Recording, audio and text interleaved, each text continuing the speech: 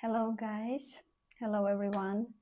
Welcome to my channel, Satsang with Tiana. Thank you for being here. Thank you for your energy, your time, for your presence. Today, I really want to talk about self-love. I know this kind of things about self-love. Everyone is talking about it, and it's becoming feels more like forced. Oh, you want to feel good, you should start with yourself. All that we already know, and still it feels like there are so many misconceptions about self-love and what it gives, what it means, and how can we be better at it, and why we should learn that, why we should keep exploring what it actually means, that self-love. And I will share a bit about my journey of self-love and self-acceptance.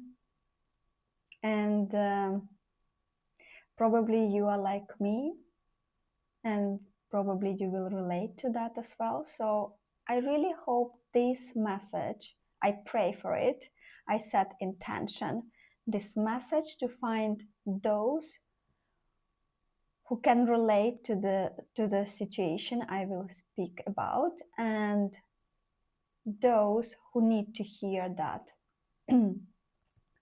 So if you, like me, grew up in a family that didn't show love, didn't show up for you, didn't take your feelings into consideration, and it was more like emotional withdrawal, coldness, family where such words as "I love you" were never spoken, neither to you as a kid nor between your parents. So you would grow up believing that love is conditional because that's how your parents would raise you. And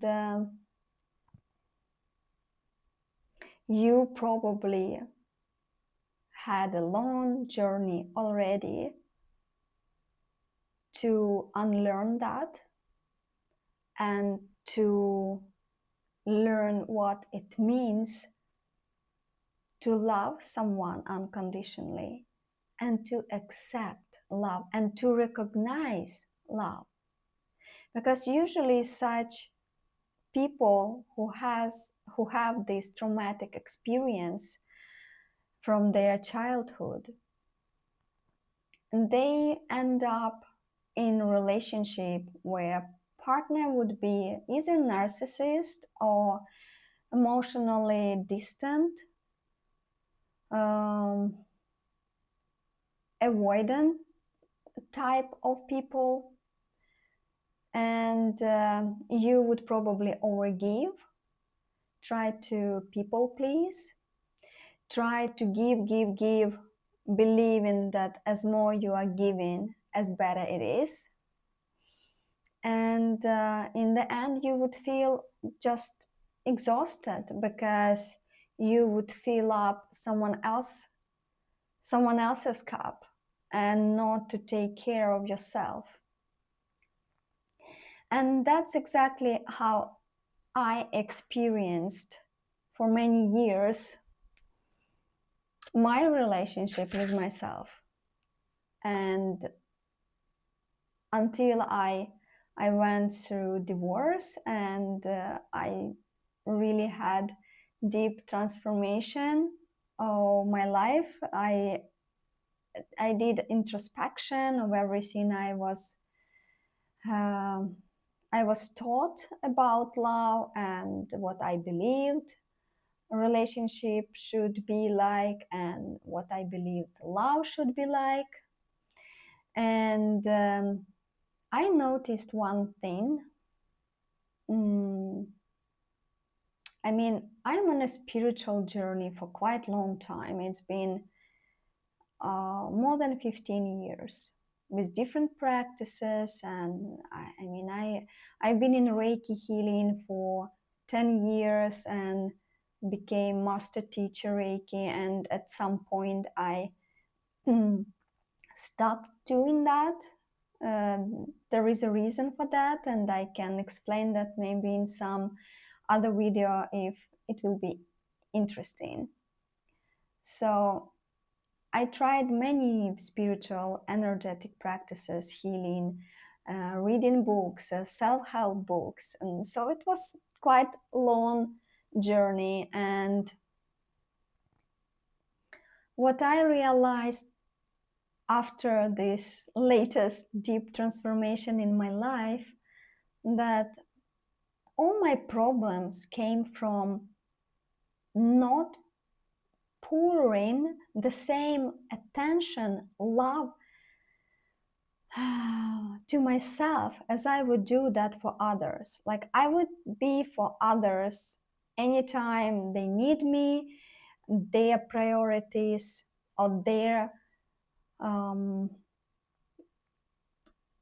their priorities were more important. Like their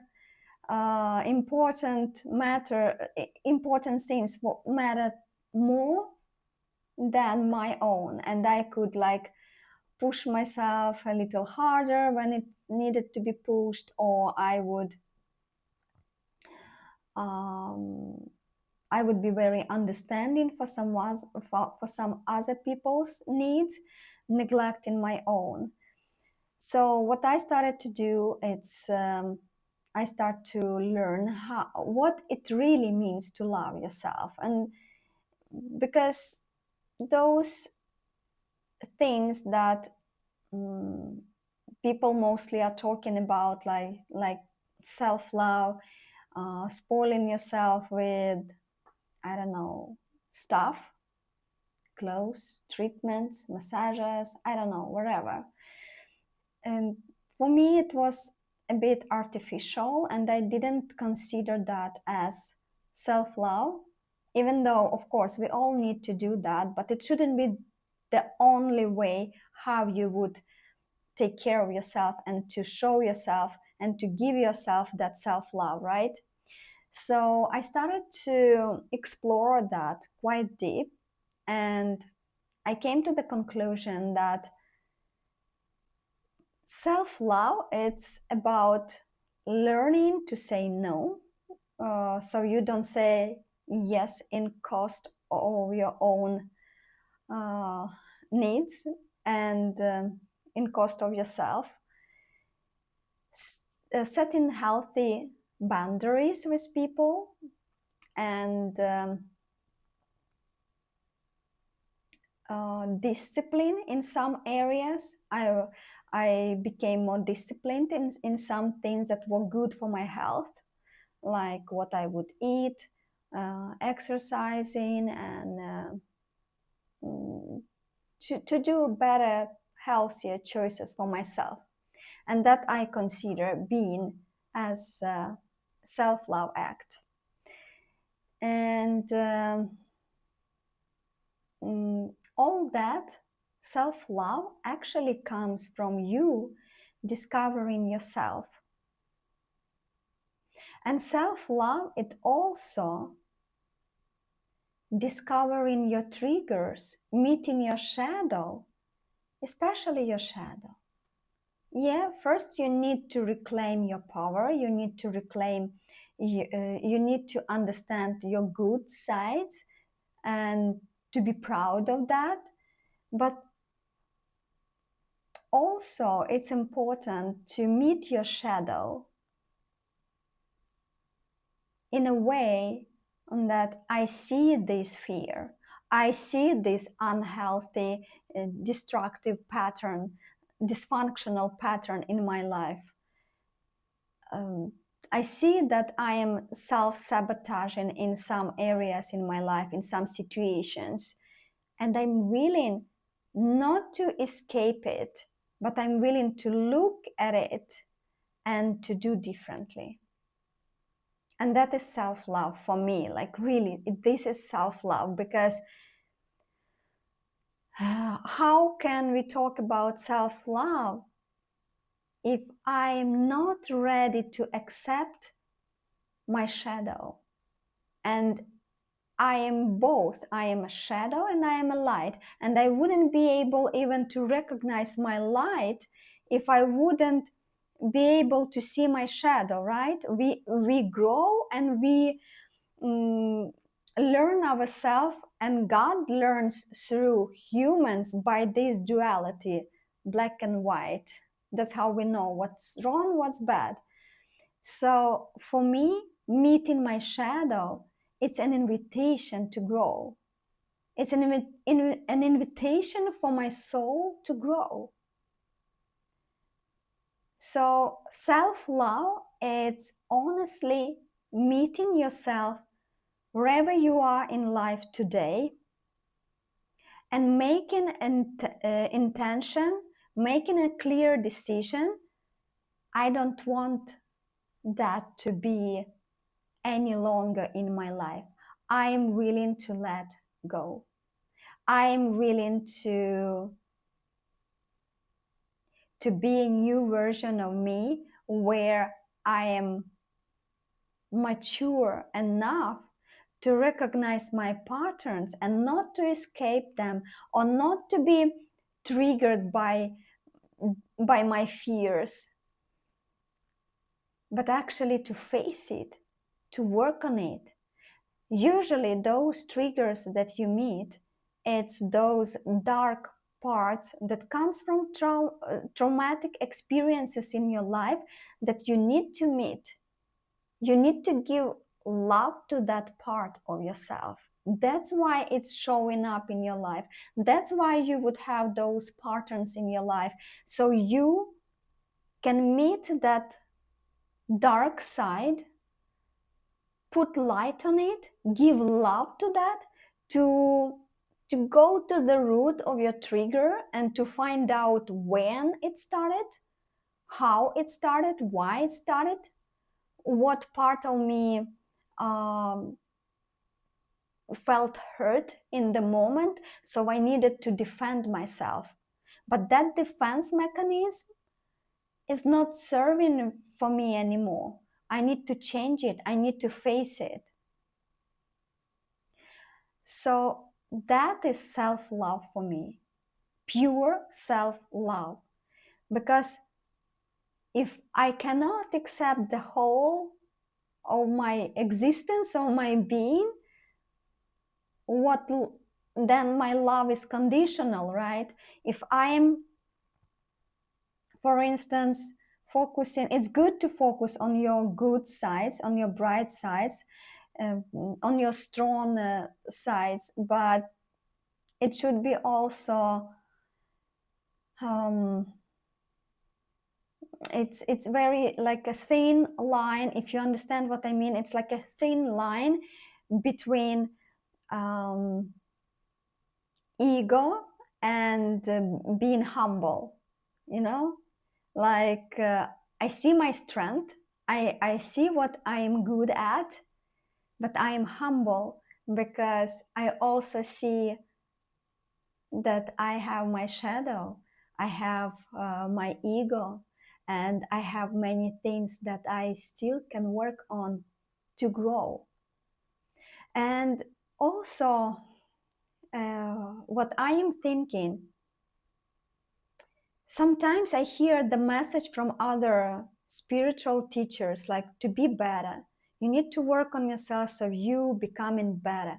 But for me, it's like better. Better, it's like it's coming from ego. Then you will always push yourself, maybe putting unrealistic expectations on yourself, on your healing journey, or your achievements as a being, not necessary in your career, but also as a human being. But for me, I would like to do all that work, not to be better, but simply just to grow, because I believe that my soul came to this body in this timeline on earth to learn some earth lessons to grow. So for me, every time I face fear, I act on fear, I have setbacks as well, even though I'm very aware. I'm quite good in self-reflecting, um, recognizing my patterns, but still I have my setbacks, and I still can act um, on fear and triggers, be triggered for something. But then what I do, I I do my introspection and I self-reflect on what actually happened, what is the root of my behavior that I didn't like how I behaved. Because if you will understand that your trigger, your fear, it's like it's controlling you, right? It's still controlling you. And you want to be free of that part, and you want to be in peace with yourself. You want to face situations in your life where you can be triggered, but you are not reacting uh, immediately just because you've been triggered. It's like you becoming an observer of the situation, on your triggers, on your fears. But for me, what is exciting part of it, I know it's painful to meet your fear and to work with that and to meet your triggers and to go deep in that and to find the root of it. But for me, it's like, quitting a bad habit, something that I don't want to control me. I want to be free of that. If I can find the root of my trigger, if I can go there, give love to that situation that created that trigger in me, if I can give attention to it, if I can hold myself in that, if I can give myself permission on feeling that pain, not to escape the pain, because we are so good in when we feel happy, we want that moment to last forever, right? We enjoy it because it's so pleasurable, and it should be like that. But why do we escape pain? Pain, it's growth. It just shows us the way for growing, for going deeper, for evolving, to um, to elevate, to raise our consciousness, expand our consciousness. And that is beautiful. It's like if you are smoking and you at some point you're understanding this thing, this habit is controlling me. I don't want some little thing control me. So that's why people quit smoking, of course, because of the health issue. That we understand, but also it's psychological. People who have hard time quitting such habits as smoking and drugs or overeating, it can be sex, it can be many things. It's usually it's psychological, because it's you depend on it. It controls you. And when you quit that, you feel free, but it's hard. You go through hell, right? If you know, if you've been through that, if you've been quitting some bad habits, you know how painful it is before it gets better. And of course, we have setbacks, and that's fine. It's very human to have it. But what I mean is looking in your trigger, facing it, giving love to it. It's such a pure self-love act. It's so beautiful. It's so liberating.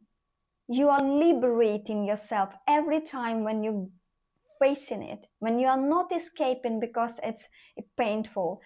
And most of the times we can experience that when we are in a relationship, because our partners become our greatest teachers. So that's when we become most triggered, and that's when we can see all that were hidden in the darkest places of us, that it comes on the surface. Those fears, they just start bubbling up from us. And there are two choices here. We can keep changing partners, believing that oh, it's something wrong with them. Of course, it can be the case that the person is wrong, but that is a pattern as well, right? Why you keep attracting such partners? It's not gonna help you and solve anything if you're going to jump from one partner to another. It's better to take your time, to take the opportunity to go deep in that trigger and to find a root cause to it. And I will tell like that 95% of any trigger you have, any fear you have, it comes usually from childhood. It comes from childhood trauma, some traumatic experience. And I can share something with you that I am doing myself every time when I'm doing that introspection and healing work on my triggers. When I find the root cause of it, I go to that situation when I was a child, and I would imagine myself in that exact situation, and I step in wherever it is. For instance, it was your schoolmates who were mean to you. So in such case, I would imagine that I step there and I hold the hand of myself when I was little, that little girl. First of all, I would stop those people who would harm me. I would stop the situation of happening. I literally would imagine in standing between me when I was a kid and those who harmed me. And then I would stop the situation of happening, and I would turn face to face to my little version of me, and I would tell that little girl that, look at me now, look who you became. No one ever believed in you that you can become this person, but you did. And I would tell all possible good things to that little me, and I would take that girl from that place, and I would walk with that child to the current places I live now. And I would tell her, now you live here under my protection. And when I am visualizing all those things, I also make sure to ask that little me about if you want to play with me in something, you want to do something fun, or you want to eat ice cream. And I would listen careful what she is answering, and I would do that with her. And you are visualizing all those things. And I take that version of me, that little girl, and I would place in the physical place where I am living today, imagining that this girl is living now with me under my protection. And I would tell that little me how much I love her, how much I care about her, that she is amazing, and how those things that I would say to my little daughter, that things I would say to when I'm visualizing myself as a child in that situation. So you can practice that as well, and you will see the result. You will see how your heart is healing, because all those traumatic experiences you had, they leave scars on your heart. And every time when you go back to the hurtful situation in your traumatic situation in your childhood, and you do this ritual, you visualize in this, you will feel, and you will notice how you becoming more whole within yourself. And that is self-love. That is act of self-love, to give that love to yourself that you haven't received from your parents, from people around you when you were growing up. Now you have the possibility to give as much love as you want to yourself, not to expect to meet someone, some partner or someone else who would do that for you, but you start in doing it to yourself. And I promise you, your relationship, even if you have existing relationship, it will change. Your partner will treat you differently because you treat yourself differently. And important thing here, it's not like you becoming selfish or egoistic. It's not about that. It's because you are so gentle with yourself, so soft with yourself, so caring with yourself, and you give so much attention and love to yourself, that you, by doing that, more likely will give back to others. You're softening up because you are filled already with love. So you actually have something to share with others. You are not meeting other person just to take. Now you filled yourself with all that attention and love that you didn't receive, so you can give back or to give to others, but not from the place of lack or from the place that I need to give, to be able to receive, but because you have so much that in you that it's overflowing from you. It comes natural that you want to share that. That's why it's so important to learn yourself and to start giving yourself that love that you didn't receive. That is self-love.